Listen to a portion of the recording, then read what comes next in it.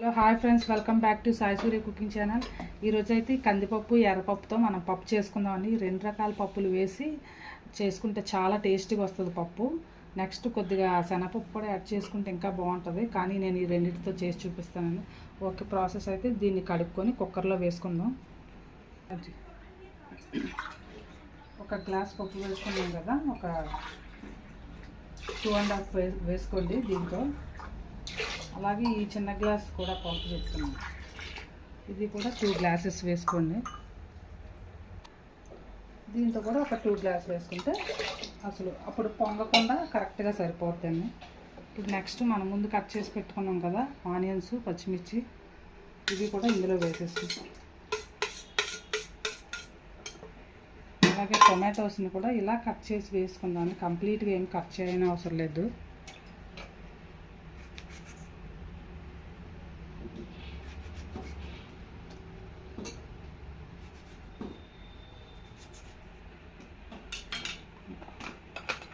అలాగే ఇందులో కొద్దిగా పసుపు, కారం ఒక 1 స్పూన్ వేసుకొని మనం కుక్కర్ పెట్టేసుకొని ఉడికించేసుకుందాం అండి. మూత పెట్టేసి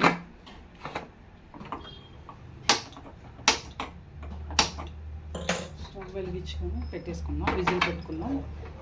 ఒక 3 విజిల్స్ వచ్చిన తర్వాత అప్పుడు మనం పప్పుకి పోపు రెడీ చేసుకుందాం అండి. ఇంకా అయిపోయింది కదా, కరెక్ట్గా అయిపోయింది. దీన్ని పోపు పెట్టుకుందాం. ఒక కళాయి పెట్టుకొని స్టవ్ వెలిగించుకొని ఒక గిన్నె లాంటిది పెట్టుకోండి, కళాయి అయినా గిన్నె అయినా ఏదో ఒకటి. దాంట్లో ఒక 2 టేబుల్ స్పూన్ ఆయిల్ వేసుకుందాం.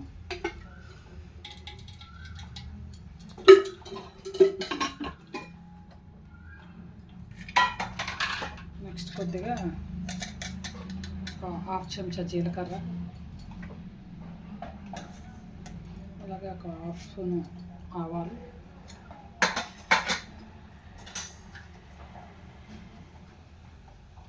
కొద్దిగా వెల్లుల్లి రవ్వ, ఒక 4 తీసుకోండి. ఉంటే ఎక్కువ కూడా వేసుకోవచ్చులండి, ఇప్పుడు ప్రజెంట్ మా ఇంట్లో తక్కువే ఉన్నాయి.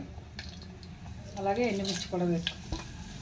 ఆవాలు, అది వెల్లుల్లిపాయలు ఎక్కువ వేసుకుంటే బాగా టేస్ట్గా రుచిగా ఉంటుంది కదా. కొద్దిగా ఇంగు వేసుకుంటాం పప్పులో కదా, కొంచెం బాగుంటుంది.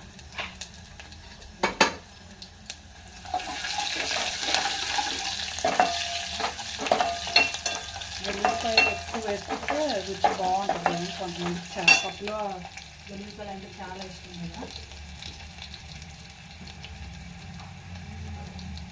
అలాగే కొద్దిగా కరివేపాకు,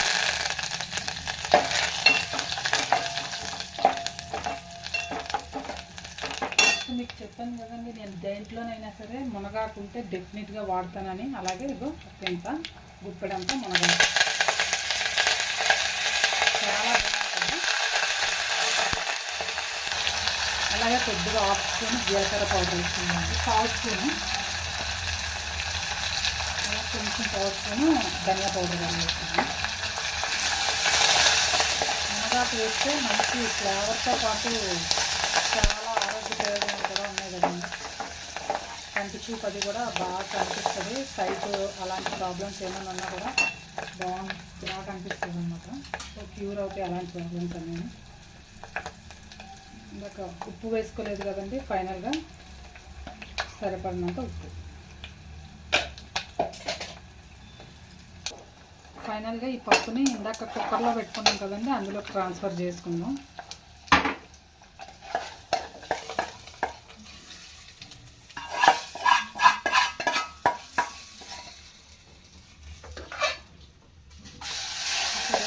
టమాటాలు కూడా పెట్టాను కదా, చాలా మెత్తగా చక్కగా బాగా మెత్తగా ఉడికిపోయి కొద్దిగా వాటర్ వేసుకుందామండి. గట్టిగా కావాలనుకున్న వాళ్ళు గట్టిగా ఇలాగే ఉంచుకోవచ్చు, ముద్దలాగా బాగుంటుంది. లేదు కొంచెం లూజ్గా కావాలనుకుంటే కొద్దిగా వాటర్ వేసుకుంటే సరిపోతుంది. మనం కొద్దిగా వాటర్ పోసుకుందాం, ఒక గ్లాసుడు వాటర్ పోసుకుందాం.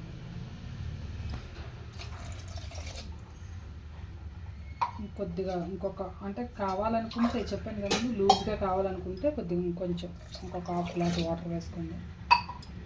ఓకేనండి, ఫైనల్గా పప్పు రెడీ అయిపోయింది. అంటే స్టార్టింగ్గా మనం కుక్కర్లోనే వేసేసుకున్నాం కదా కారం, అందుకే కొద్దిగా ధనియా పౌడరు, జీరా పౌడరు తాలింపులో వేసాను. మునగాకు వేసుకుంటే చాలా బాగుంటుందండి. ఇలాగే మెంతికూర కూడా తాలింపులో వేసుకుంటే నేను ప్రతి కర్రీలోనే ఇవైతే డెఫినెట్గా వేస్తానండి. కరివేపాకు ఉన్నా లేకపోయినా, ఇన్ కేస్ కరివేపాకు లేకపోయినా మునగాకు ఉందనుకోండి, డెఫినెట్గా అదైతే సాంబార్, పప్పు, ఉప్మా ఏ రెసిపీలో అయినా సరే నేను వేస్తానండి. చాలా ఎక్సలెంట్గా, టేస్ట్ కూడా చాలా బాగుంటుంది. ఎనీవే ఫైనల్గా పప్పు రెడీ అయిపోయింది. దీన్ని ఒక స్టవ్ ఆఫ్ చేసుకొని ఒక సర్వింగ్ బౌల్లోకి తీసుకుందాం. ఓకేనండి, ఫైనల్గా కందిపప్పు ఎర్రపప్పుతో చేశాను కదా, టమాటో రెడీ అయిపోయింది. చాలా టేస్ట్గా ఉంటుంది. ఇలాగ మీ ఇంట్లో కూడా మీరు ట్రై చేసి అలాగే మీ ఫ్రెండ్స్కి కూడా షేర్ చేయండి. లైక్ నచ్చితే ఒక కామెంట్ పెట్టండి. Like and subscribe my channel. Okay, bye friends. మళ్ళీ నెక్స్ట్ వీడియోలో ఇంకో వంటతో కలుద్దాం.